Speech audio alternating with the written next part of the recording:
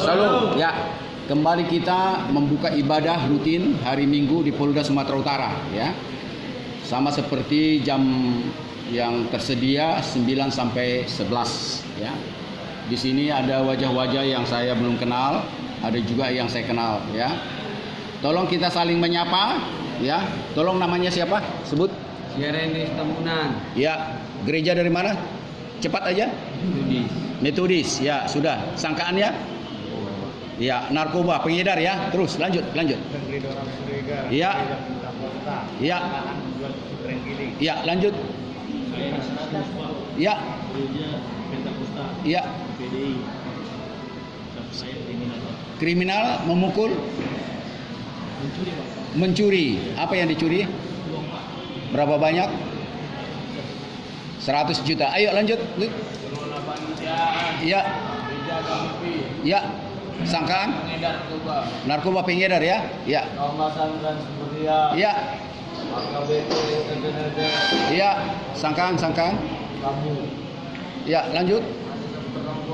Ya. Ya. Narkoba juga, pengedar. Ya. Ya, si tanggang. Ya. Sangkaan. Ya, judi. Ya. Iya. Iya. Terakhir. Iya. Iya. Shalom semua. Kita datang dari berbagai gereja. Saya pendeta misionaris evangelis Daniel Pardede, gereja saya HKI. Ya, tidak beda dengan GKPI, HKBP, GBKP, ya, gereja suku sama gereja Nias, ya. Ya, kita ini satu di dalam Tuhan. Saya selalu mengatakan kalau di bait Tuhan, ini bait Tuhan. Ini baitnya. Karena Tuhan bukan hanya berada di tempat yang kudus. Kalau hanya Tuhan berada di tempat yang kudus, tidak perlu dia datang ke dunia ini. Amin. Boleh tepuk tangan sama Tuhan kita. Tuhan yang ajaib. Ajaib dan benar dia. Bagaimana tidak ajaib? Dia disangkakan orang bodoh, orang gila, orang yang tidak tahu membela diri. Masakan dia tidak bersalah, tidak mau membela diri? Masakan dia Tuhan atau jelmaan Tuhan, tidak menunjukkan dia adalah Tuhan yang bisa kapan saja menjaga dirinya lewat malaikat-malaikatnya? Namun dia menyangkal itu semua. Amin. Dia sangkal dirinya oleh karena Tuhan mau jumpa kepada orang-orang yang sudah berbuat dosa dari Adam dan Hawa, ya, sampai zaman dia datang ke dunia ini, dia zaman Kristus, manusia tidak bisa lagi berkomunikasi dengan Tuhan. Sehingga patutlah manusia banyak mengatakan dia orang bodoh dan tidak betul dia jelmaan Tuhan, dan tidak betul dia putra tunggal Bapa di sorga yang di dalamnya sebagai Yesus sebagai manusia. Sebagai manusia dia putra tunggal. Sedangkan saudara dan saya dan seluruh umat manusia sekalipun percaya dan tinggal di dalam dia dan mengikut dia, dia hanya disebut anak-anak Tuhan. Amin. Tepuk tangan sekali lagi, ya. Tuhan kita adalah Tuhan yang heran, Tuhan yang penuh dengan sukacita, Tuhan yang mau menyatakan dirinya sebagai penyelamat. Karena itu dia mati untuk saudara dan saya. Karena itu dia mati untuk manusia, agar manusia percaya dialah juru selamat. Dan sering saya katakan, juru selamat bukanlah Tuhan pencipta langit dan bumi. Dan Tuhan tidak perlu mati, dan Tuhan tidak perlu naik turun ke sorga dan ke dunia ini, karena dia semua adalah alam ciptaannya. Ya, tidak perlu dia naik ya ke sorga. Dia yang punya sorga dan bumi, bahkan neraka sekalipun milik Tuhan. Karena itu saudaraku, awal pembukaan ini saya mau tegaskan kepadamu bahwa Tuhan sekali lagi Tuhan yang maha perkasa, El Gibor, ya, dia perkasa dan jaya dan tidak pernah berhenti. Dia menyatakan dirinya bahwa dialah pencipta langit dan bumi. Karena itu dialah sang pemilik saudara dan saya dan segala isinya. Karena itu sebelum kita bernyanyi, nanti pilih lagunya ya. Itu yang pegang buku, pilih lagunya yang bagus ya. Lagu pembukaan kita bernyanyi nanti. Sebelumnya kita mari berdoa. Mari kita berdoa biar kita dilayakkan dan dikuduskan dalam ibadah ini. Karena tanpa pengudusan dan tanpa pelayakan, ibadahmu akanlah sia-sia. Bapa, pencipta langit dan bumi, El Sebaot, saatnya Tuhan hambamu, tatkala engkau mempengaruhi jiwa dan batin kami, sehingga kami boleh duduk bersama di bait-Mu yang kudus ini. Kami percaya Tuhan, sekalipun tempat ini tempat yang paling dibenci oleh manusia, tetapi kami percaya engkau hadir di tempat ini. Engkau hadir di hati dan pikiran kami. Engkau mau melawat kami, engkau mau merangkul kami, dan engkau akan berkata-kata kepada kami, orang yang berdosa ini. Karena itu Tuhan, tanpa pelayakan daripadamu, ibadah kami adalah sia-sia.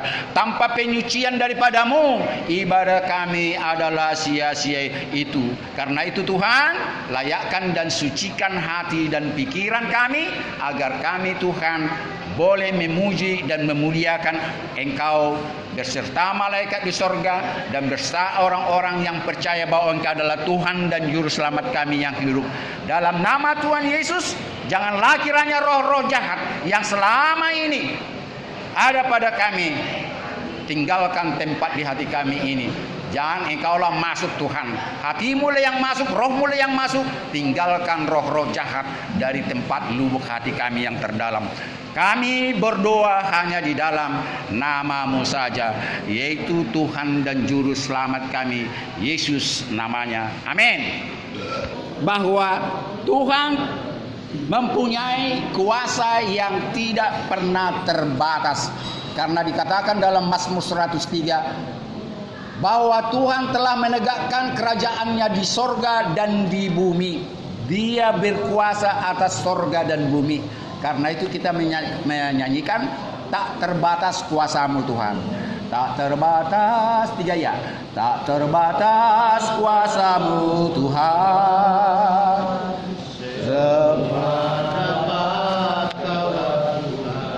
Terus apa yang mustahil bagiku, itu sangat mungkin bagimu. Ulangi.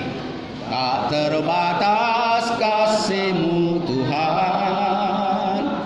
Semua dapat Kau lakukan. Apa yang kelihatan mustahil bagiku, itu sangat mungkin bagimu. Bisa aku tak berdaya, kuasa-Mu yang sempurna. Ketika ku percaya, mujizat itu nyata. Bukan karena kekuatan, namun Roh-Mu ya Tuhan. Selama ku berdoa, mujizat itu nyata. Kita ulangi sekali lagi dengan lebih semangat. Tak terbatas kuasa-Mu Tuhan. Semua dapat Kau lakukan. Apa yang kelihatan mustahil bagiku, itu sangat mungkin bagimu. Di saat ku tak berdaya, kuasa-Mu yang sempurna. Ketika ku percaya, mujizat itu nyata. Bukan karena kekuatan, namun Roh-Mu ya Tuhan. Selama ku berdoa, mujizat itu nyata. Coba dapat digarisbawahi selama ku berdoa, mujizat itu nyata. Kalau ini dikhotbahkan berjam-jam tidak selesai, kawan. Selama ku berdoa, mujizat itu nyata. Artinya tanpa saudara berdoa, yang artinya tanpa saudara ada dalam Tuhan, saudara tidak akan pernah merasakan atau melihat, menikmati mujizat itu.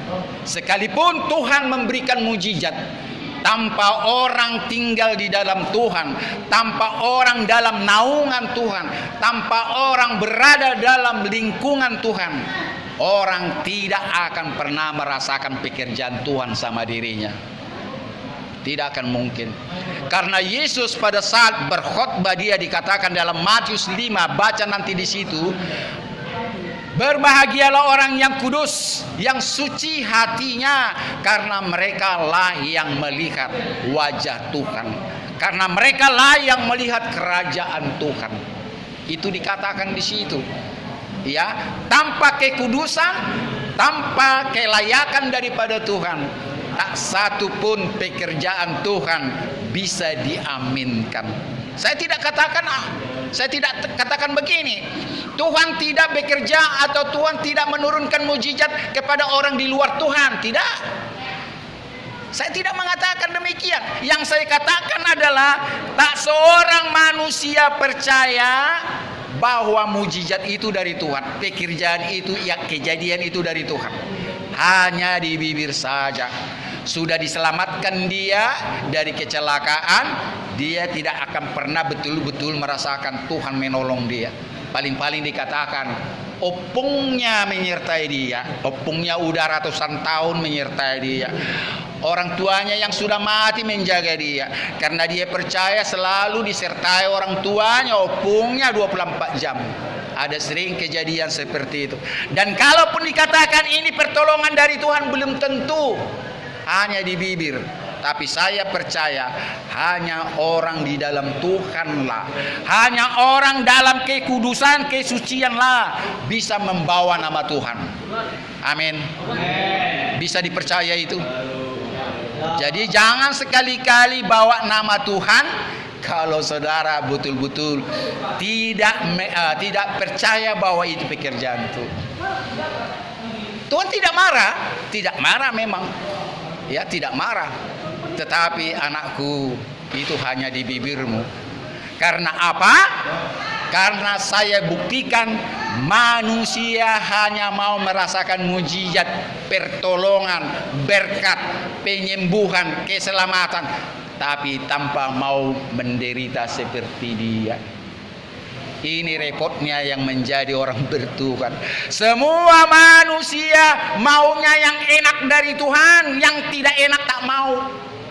Sampai-sampai sibolis iblis apapun, Gundurwo namanya itu, dikambing hitamkan. Ya, selalu dikambing hitamkan. Tatkala yang tidak baik datang, itu dari iblis. Tatkala yang baik datang, oh ini dari Tuhan. Padahal apa? Hanya di bibir saja. Karena itu, baik dan buruk, saudara harus bisa melihat Tuhan tetap besertaku. Amin. Ya, perhatikan khotbah saya. Raja Daud mengatakan itu dalam Mazmur 23. Sekalipun aku berjalan dalam lembah kekelaman, aku tidak pernah takut bahaya, sebab Tuhan besertaku. Ini. Jadi bukan berarti lembah kekelaman itu tidak ada sama kita. Ini terus berlanjut. Terus datang lembah kekelaman itu, terus datang pengujian ini, terus datang yang buruk ini. Tetapi akal okol kita ini, otak kita ini kita pakai untuk melewati lembah kekelaman. Sehingga masuklah saudara ke hotel Prodeo. Karena saudara tidak berserah kepada Tuhan, ingin cepat kaya, ingin cepat makmur, ingin cepat naik pangkat, sehingga pergi ke dolok si manuk-manuk sana menyembah, entah siapa disembah di situ, menyembah kepada arwah-arwah nenek moyangnya. Dan bisa saja mereka pembohong. Karena iblis itu raja pembohong. Diberikan saudara sekejap madu yang manisnya terbatas, bukan madu yang manisnya tidak pernah habis-habisnya, bukan tepung yang dirasakan oleh janda Sarpat. Kalau saudara baca di Alkitab, itulah tepung dari Tuhan, tidak pernah habis-habisnya. Itulah minyak yang dimiliki oleh janda Sarpat, di mana Nabi Elia memberikan itu dalam nama Tuhan. Ada kisah dalam Alkitab, ada seorang janda di Sarpat, dia makan terakhir pada hari itu karena terjadi kemarau besar 3,5-4 tahun di Israel pada saat itu. Dan janda ini mengatakan kepada Nabi Elia tatkala berdatang, kalau engkau meminta makanan sama aku ada janda dan 1 anakku, bagaimana mungkin aku memberikan ini kepadamu? Padahal ini makanan terakhir bagi kami. Setelah makanan ini, tepung ini kami bikin jadi roti, matilah kami. Tetapi engkau adalah hamba Tuhan. Aku tahu engkau adalah nabi, sehingga apa yang kau minta daripada aku akan kuberikan kepadamu. Sekalipun ini makanan terakhir, diberikanlah makanan terakhir itu. Diolahlah tepung dan minyak itu. Kalau zaman dulu roti, gak nasi seperti kita, dikasihlah makan. Nabi Elia itu, saudara tahu apa yang terjadi? Dilihat tepung yang terakhir itu penuh, tempat tepung itu penuh sampai jatuh ke tanah. Minyak dalam buli-buli itu, katakanlah botol itu penuh, melimpah. Dan ini dipakai terus tak habis-habisnya. Tepungnya tidak habis, minyaknya tak habis. Tambah cerita ini ada tambahannya. Anaknya tiba-tiba sakit dan mati. Inikah perbuatanmu? Engkau memberi kami makan dan minum, tapi anakku mati. Apa yang dilakukan Nabi Elia? Jangan gentar hati, jangan putus asa. Biar Tuhan dimuliakan lewat kematian, sehingga anak itu dibangunkan dari kematian. Saya mau katakan kepadamu kawan, itu makanya saya bilang, jangan hanya mengharapkan mujizat yang artinya kebaikan dari Tuhan. Saudara harus siap segala bentuk lembah kekelaman yang datang kepadamu, segala bentuk penderitaan yang datang kepadamu, engkau harus terima itu dengan pengucapan syukur. Karena saudara kalau tidak makan makanan yang tidak enak, saudara tidak akan pernah mengatakan kepada satu makanan enak. Justru saling bergantilah saudara dan saya memakan makanan yang enak dan makanan yang tidak enak.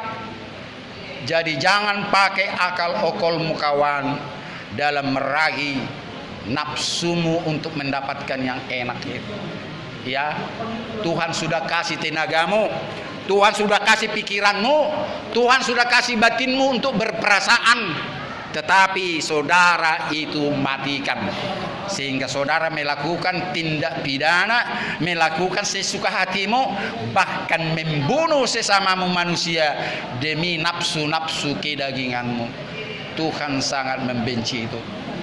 Saya tidak katakan lewat khotbah ini berdoa aja lah, karena katanya tanpa doa nggak ada mujizat. Ya sudah, berdoa saja. Oh, bukan demikian khotbah ini. Saudara tetap memakai waktu dan tenagamu yang dikasih sama Tuhan untuk bekerja. Dan Tuhan pun bukan tidak bisa menurunkan manna yang diberikan kepada bangsa Israel waktu keluar dari tanah Mesir. Manna dan burung puyuh dan air segar lebih manis dari madu dikeluarkan dari batu karang. Bayangkan, dari batu karang ada air semanis madu.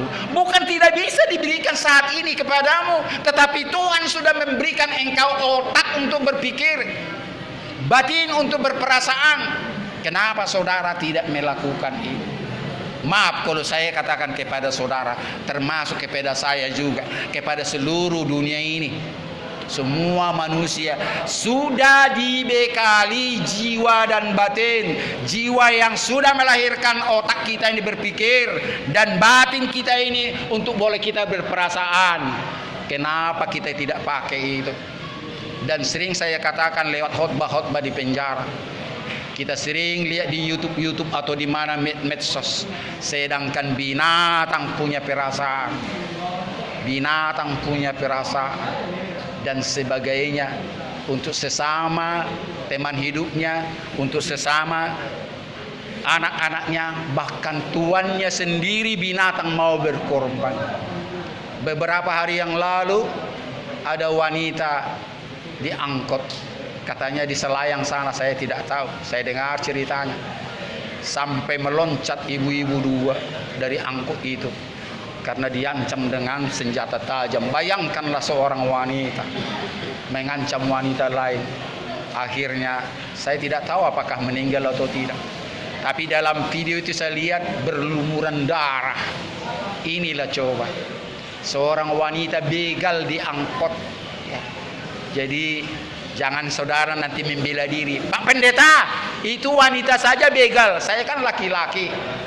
Jangan saudaraku, lakukanlah yang baik dan benar di mata Tuhan. Saudara setidak-tidaknya diberikan damai sejahtera. Mana saudara pilih damai sejahtera yang sesaat saja daripada damai sejahtera untuk selama-lamanya. Saudara lihat di televisi, seorang hakim agung sudah dinyatakan tersangka menerima suap.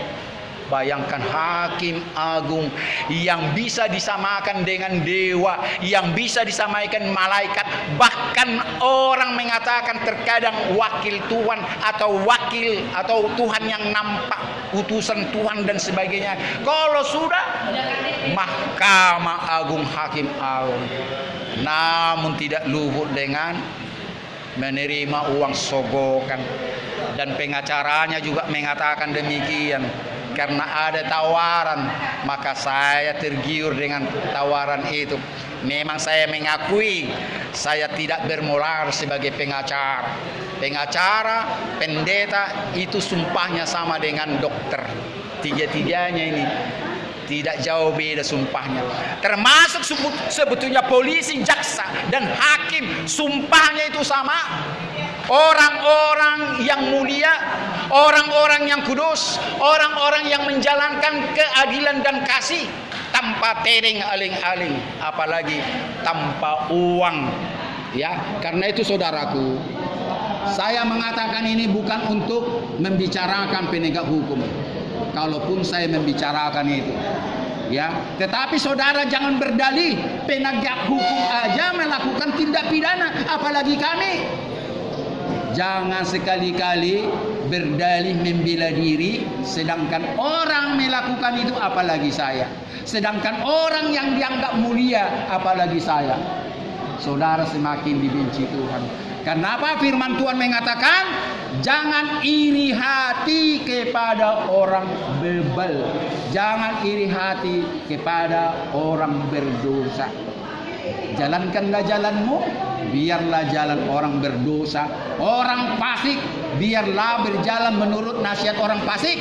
Tetapi saudara, orang yang takut akan Tuhan, berjalanlah menurut nasihat dari hamba-hamba Tuhan yang penuh hikmat yang daripadanya, bukan untuk semata-mata menjerumuskanmu. Amin.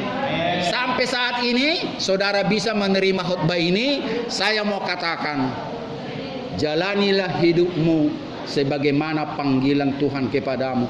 Tidak semua dipanggil untuk berkhotbah, tidak semua orang dipanggil seperti yang saya jalani ini, keluar masuk penjara, sekalipun bukan karena kejahatan saya, tetapi kerinduan saya mencari domba-domba yang terhilang itu. Saudara sudah sering mendengar kisah bagaimana Tuhan memberikan perumpamaan. Ada seorang gembala yang memiliki 100 ekor domba. Satu tidak dilihat oleh gembala itu. Dia tidak pernah tenang tidur. Dia gelisah. 1 ekor dombanya tidak ada di situ. Dicari domba yang sesaat itu. bagaimanapun capeknya dia cari domba itu. Tatkala dia menemukan domba yang sesat itu, dia begitu bersukaria, dia begitu girang dan penuh semangat. Dikembalikan domba yang sesat itu kepada jumlah yang kurang dari 1 ekor menjadi 100. Jadi genaplah jumlah domba itu menjadi 100. Saudara bisa bayangkan bagaimana gembala dan semua dombanya itu bersorak-sorak karena mereka sudah menemukan satu kawanan yang besar. Itulah gambaran di mana saudara katakan kepada Tuhan saat ini, Tuhan, aku adalah satu dari kawanan yang terhilang itu. Aku adalah domba yang sesat itu Tuhan, dari kumpulan 99 domba itu. Kini saatnya aku mendengarkan suaramu lewat ibadah di polda itu. Tolong Tuhan, tangkaplah aku. Tangkaplah aku mau kembali kepada jumlah yang 99 itu. Namun jika engkau tidak menangkapku, aku tidak akan mungkin bisa berjalan sendiri. Aku tidak tahu jalan karena aku mencari jalanku sendiri. Tetapi tunjukkanlah jalan kepadaku, sama seperti Tuhan mengutus gembala itu mencari domba itu. Tanpa pertolongan daripadamu Tuhan, aku menjadi domba yang hilang. Saatnya di Polda Sumatera Utara ini, aku menjadi domba yang hilang. Tapi aku punya kerinduan mau menjadi satu kawanan kepada domba yang 100 itu. Seharusnya inilah dua saudara ada kerinduan untuk pulang. Sama seperti peristiwa yang digambarkan anak hilang. Ada seorang anak hilang di mana dia berkakak beradik dengan abangnya. Orang tuanya kaya raya. Anak bungsu minta kekayaan daripada orang tuanya.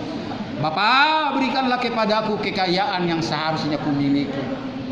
Bapaknya tidak mau memberikan karena anaknya itu masih belum cukup umur memegang katakanlah bermiliar. Katakanlah jumlah uang sekarang bermiliar. Kau belum bisa anakku menjamah membawa uang bermiliar ini. Disinilah engkau tinggal sama bapak sama abangmu. Sementara hartaku ini adalah hartamu juga. Tetapi anak bungsu mengatakan apa? Tidak bapak, sekarang juga berikan bagianku. Aku mau ke luar negeri. Ini kisah nyata yang disebut di dalam Alkitab. Tahu saudara? Betul anak itu tidak bisa mengelola uang itu. Berpoya-poyalah dia. Katakanlah zaman sekarang ini, ya narkoba lah dia kan, berdangsa-dangsilah dia dengan wanita yang sukanya kan, yang mau putih, yang keriting, yang bagaimana sukanya lah. Habislah uang itu dengan poya-poya. Dan bekerjalah dia di perusahaan peternak babi. Pada saat itu dia lapar sekali. Gajinya nggak seberapa, makanannya terbatas. Pada saat dia lapar mau makan nasi babi itu, tetapi dilarang. Jangan makan nasi babiku, kata tuannya, karena ini milik babi-babiku. Sedangkan makananmu sudah engkau makan. Bayangkanlah saudaraku, nasi babi pun anak yang hilang itu tidak dikasih. Menyesallah dia. Bapakku kaya raya. Semua karyawan bapakku tidak pernah kurang makanan, cukup gaji dan sebagainya. Ya bapak, aku mau pulang ke rumah bapakku. Aku mau pulang. Aku mau menjadi hambanya, sehingga aku bisa makan, tidur, dan punya gaji. Tuhan menangkap dia. Disuruhlah dia pulang. Saudara tahu, dari kejauhan bapaknya justru mengejar dia. Dirangkulnya anaknya ini, menangis bapaknya sejadi-jadinya, bawa anaknya sekalipun bau tai babi, bajunya cempang-camping dan tidak karuan. Dirangkulnya anakku ini. Aku berbahagia engkau sudah pulang. Engkau anak yang terhilang, sekarang sudah kutemukan. Engkau sudah mati, sekarang engkau hidup. Disuruhlah karyawannya mengumpulkan semua karyawannya berpesta ria, memotong kambing lembu yang tambun. Tatkala abangnya pulang, abangnya melihat adiknya pulang dan dipestakan, dan abangnya protes. Kenapa dari dulu aku anak kambing pun tidak pernah bapak potong, tidak pernah membuat aku pesta seperti ini. Sekarang adikku sudah pulang, engkau memotong lembu tambun. Aku tidak terima. Saudara, apa dikatakan bapaknya? Engkau adalah pemilik hartaku, dan adikmu yang sudah mati sekarang hidup, dan adikmu yang sudah hilang sekarang ditemukan. Bukankah engkau layak dan aku beserta seluruh pegawaiku berpesta ria? Cerita ini singkat. Kesimpulannya adalah anak yang hilang diterima oleh bapaknya, anak yang hilang diterima oleh abangnya, anak yang hilang diterima semua karyawan daripada bapaknya. Itulah yang saya katakan tadi, tidak satu pun yang tidak menerima orang kalau sudah bertobat, kawan. Tidak satu.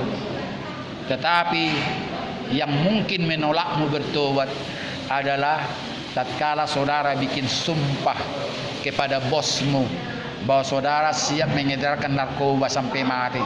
Mungkin inilah yang keberatan denganmu. Dan ini bukan kisah sekali dua kali.